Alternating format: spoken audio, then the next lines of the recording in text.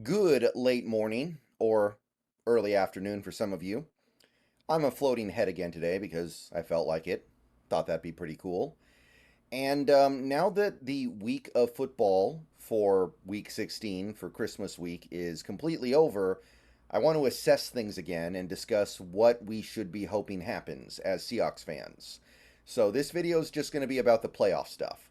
This video is going to keep it to the Seahawks making the playoffs and being in the best position possible in those playoffs. So the Seahawks, first of all, they control their own destiny now. I think we all understand that. But if the Seahawks win their last two games, they are in regardless of anything else that happens. So we don't really have to worry about that angle. If the Seahawks win out, they're good. If they win out, the only question will be, do they get the 6 seed or the 7 seed? And that basically comes down to what's going to happen with the Rams. Are the Rams going to win out to keep up with us, or do they lose one of their last two games? I'll talk about that a little bit more at the end of this video, but here's the thing. That only matters depending on who the 2 seed and who the 3 seed is. And right now, we don't even know who that's going to be. Is it going to be Detroit? Is it going to be Philadelphia? Is it going to be Dallas? We need more information before we can say anything definitive about what seed we want. And it's very possible the 7 ends up being more appetizing than the 6. So let's just focus on the question of the playoffs. And the question is, what would need to happen for the Seahawks to make the playoffs after losing one of their next two games? That's basically what we're trying to determine here. If they lose either to the Steelers or the Cardinals the week after, what then has to happen? And that's really the only mystery left, because if the Seahawks were to lose both of their next two games and go 8-9, then I think there's some tiny chance they could still get in, but it's very unlikely and not really worth discussing. So the only real topic of discussion is, can the Seahawks get in with 9 wins? So here are some things that we have to think about when trying to determine whether or not that's a realistic possibility. So I'm going to go through it the same way I did last week, basically, starting in the NFC East, because the NFC East is pretty easy. We don't really care. We can't catch Philly because they have 11 wins now. We can't catch Dallas because they have 10 wins and the tiebreaker.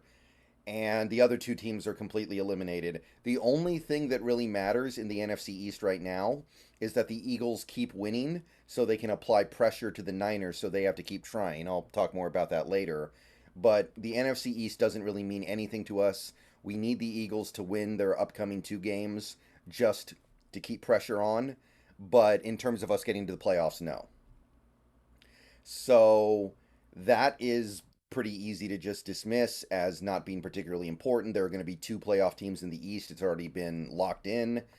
NFC North is where the intrigue starts to pick up a little bit, and I'm going to stick by what I said last week. A lot of this video is going to be covering ground that I covered last week, but I think that some people appreciate having things consistently reiterated and make sure that they're keeping up to date with the latest and greatest. So, NFC North, Lions, they're going to win the division. They already have it locked up.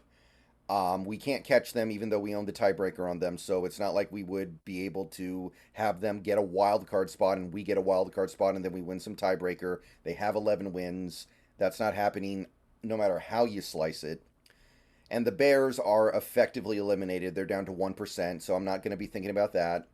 Packers, Vikings, those are the two teams that we care about in this division. And to me, it's pretty clear what we want to happen here. We want both teams to go 1-1. We want both of these teams to go 1-1. And you look at the Packers' remaining schedule, they've got the Vikings. So this is where things are kind of interesting, right? Obviously, we want one of these two teams to win next week, because one of them, unless they tie, one of them has to win for the other to lose. And then we want the team that wins to lose in week 18.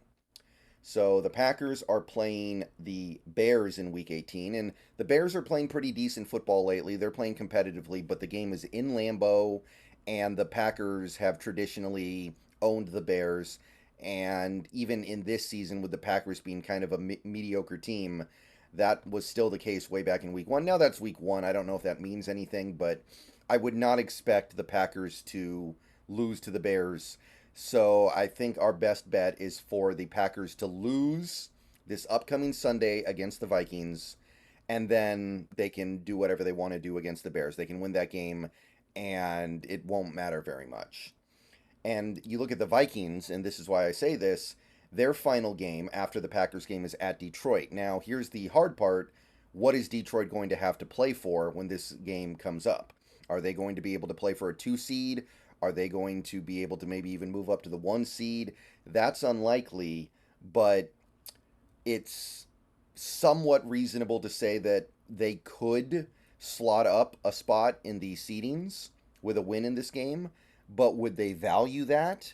And beyond that, also, we have to ask, does Dan Campbell even care about having something to play for? Would he just want to play hard and try to win no matter what because he's Dan Campbell and that seems to be how he thinks about things? I think that's more likely than the Bears winning. So, yeah, the Vikings, the ideal scenario would be for them to beat the Packers and then go into Detroit the next week and lose. And by the way, if the Lions do bench their key starters, they could still win that game. Like, the Vikings are not a particularly great team at this point in time. They've been cycling back and forth between a bunch of different quarterbacks that aren't that good, and they could lose to a team of backups even if they're playing for their playoff life. I think that's at least possible. So even if the Lions do rest starters, it's not necessarily the end of the world. I don't think the Vikings are guaranteed to take care of business. But again, I think that it's very possible the Lions have nothing to play for and still go for it because that's the Dan Campbell way. We'll have to see, but I think that's our best bet here. But if you disagree and feel the opposite, that you want the Packers to win this weekend so they can lose to the Bears, and then the Vikings to lose and then they can beat Detroit and it doesn't matter very much, then I guess I can see that. I can see that angle. It's reasonable. And that's really about it for the NFC North. Let's go down to the NFC South here to kind of see what's going on here. At this point, it's very clear that our best bet is for Tampa Bay to just run away with the division. And they're pretty clearly playing the best football in this division right now. They have an 84% chance to get in via winning the division. You go to their remaining schedule, they've got a home game against New Orleans, who they already blew out in New Orleans. And then they have a game against probably the worst team of the league in the Panthers, week 18.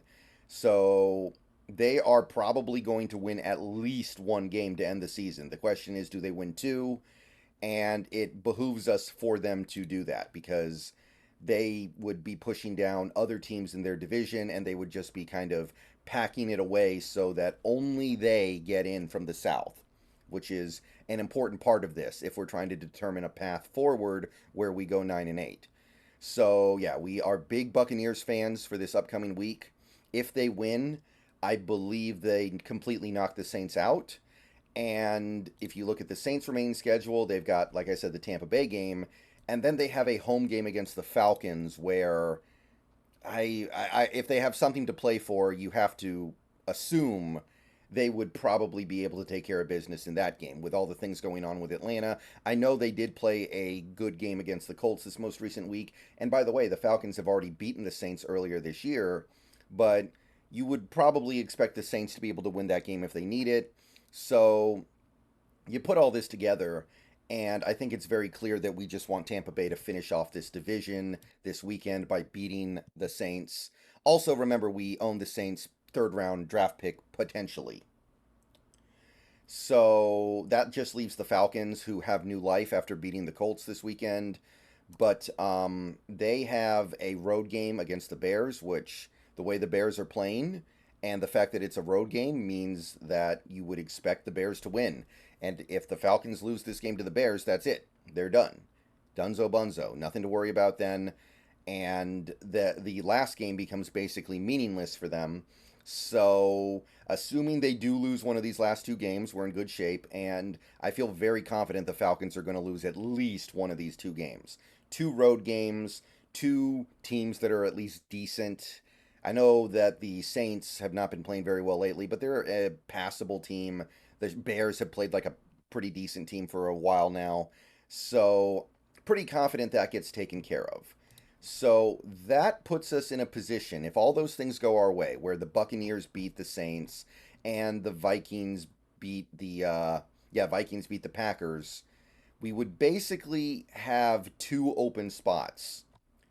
And at that point, the teams that could take that open spot would be the Vikings if they beat the Packers, and the Rams and the Seahawks. So let's talk about the Rams angle a little bit here. First, just from the perspective of trying to make the playoffs. Thanks to the 49ers getting whipped last night by the Baltimore Ravens, they are very likely going to have to try to win Week 18, which is a little bit of a lifeline for the Seahawks, really. Because if the Niners want to win that game, they almost certainly will. They always beat the Rams anyway. This is a Rams team that has way less talent than they usually do. I know they're playing decent football, but there's no comparison between the Rams teams that made, playoff runs and Super Bowl runs and this current Rams team. So you got to believe the Niners are going to be able to take care of business in that game unless Purdy's like seriously injured, which as of right now I don't think that he is. So that's actually a big deal. So that does open up a little bit of a scenario where maybe we could be seated ahead of the Rams despite the tiebreaker. However, remember that we would need to beat the Rams outright to actually make the playoffs over them because again, we're talking about a scenario where the Seahawks go 1-1 to end the season. So for that to matter in this context, we would need the Rams to lose to the Giants. We would need the Rams to actually lose out here. Lose to the Giants next week, lose to the Niners the week after. Then the Seahawks can go 1-1 and still get in over the Rams, who would then be 8-9.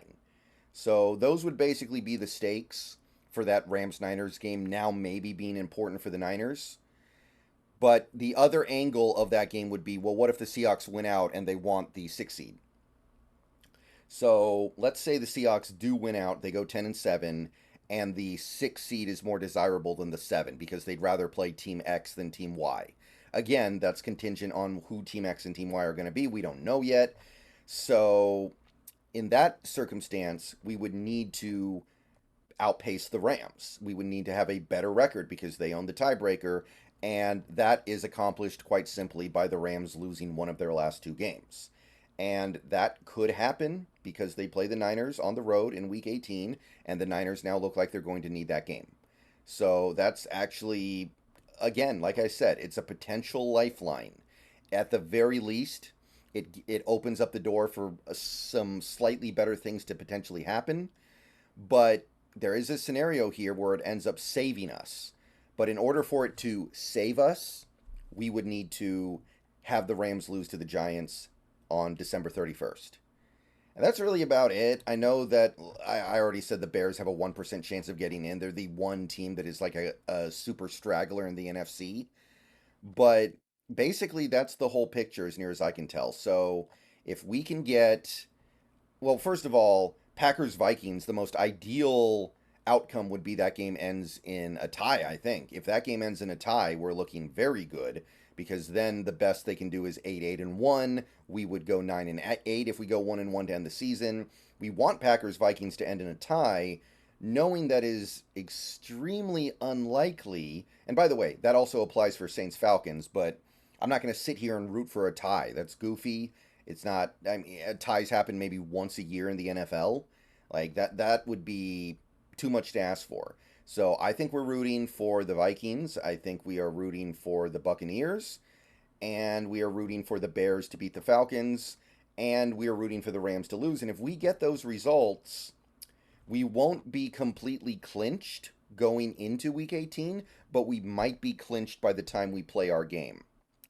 And that would give us the ability to rest starters in Week 18 because we might not have anything to play for, or we might not value having a slightly higher seed. Again, we're going to have to see what the landscape looks like when we get there. But as of right now, there is a pretty reasonable path for the Seahawks to disappoint us, lose one of these last two games, still get in. In fact, like I just said, it's possible we don't even have to play hard in that Week 18 game because we already know we're in. All right, let me know what you think. Let me know if you disagree with any of my angles. Let me know if you're seeing things a different way. But I just wanted to lay everything out here. The path is pretty clear. And if we get a couple of breaks this upcoming week, then we're in a position where 9 wins probably gets us in. See you guys later.